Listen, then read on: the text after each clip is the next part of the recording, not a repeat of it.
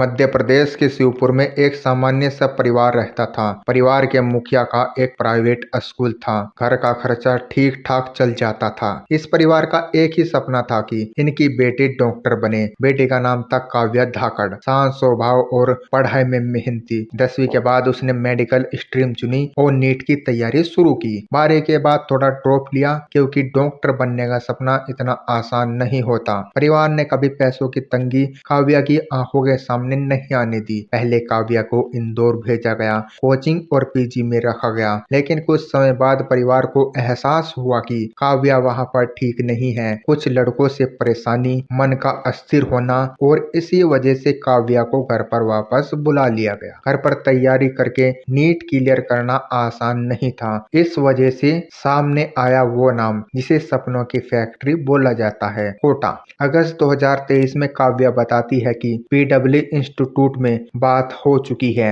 Admission सिर्फ एक औपचारिकता है। माँ बेटी दोनों कोटा जाती है। 2 अगस्त को दोनों गेस्ट हाउस में रुकते हैं और 3 अगस्त को इंस्टीट्यूट जाते हैं। माँ रिसेप्शन पर बैठी रहती है। काव्या अंदर जाती है। करीब 1.5 घंटे बाद बाहर आती है।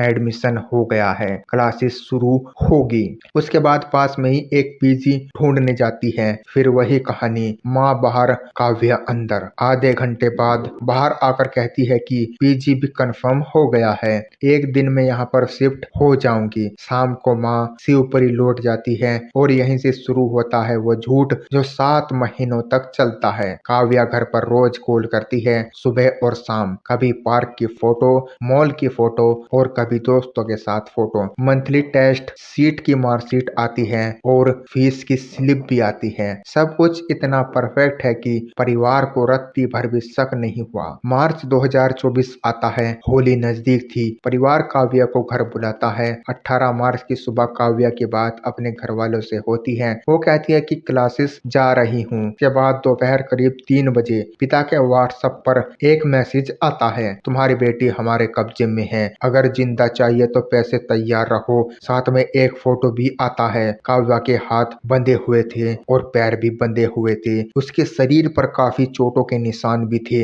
एक पिता के लिए इससे बड़ा डर नहीं हो सकता। तुरंत पुलिस को कांटेक्ट किया जाता है। मामला राजस्थान के मुख्यमंत्री के कार्यालय तक पहुंच जाता है। कोटा और शिवपुरी दोनों जगह पुलिस एक्टिव हो जाती है। सबसे पहले पीडब्ल्यू इंस्टीट्यूट जाया जाता है और यहाँ मिलता है पहला झटका। पुलिस सीसीटीवी फुटेज चेक करती है, रिकॉर्ड चेक किए जाते हैं और पता चलता है कि यहाँ पर काव्या धाकड़ नाम की कोई भी लड़की नहीं पड़ती। मार्कशीट दिखाई जाती है, जांच होती है, पता चलता है सब कुछ फर्जी है, प्राइवेट नंबर से भेजा हुआ। उसके बाद पीजी जाया जाता है, वही जवाब मिलता है, यहाँ पर इस नाम की लड़की कभी नहीं रही। अब साफ हो जाता है कि कोटा सिर्फ एक नाम था। जांच इंदौर की तरफ बढ़ती है। नंबर ट्रेस होते हैं। 2 लड़कों के नाम सामने आते हैं। एक बॉयफ्रेंड हर्षित 1 अप्रैल को पिता को एक और मैसेज भेजता है। इसमें लिखा होता है, मुझे लग रहा है मैंने सब कुछ बर्बाद कर दिया,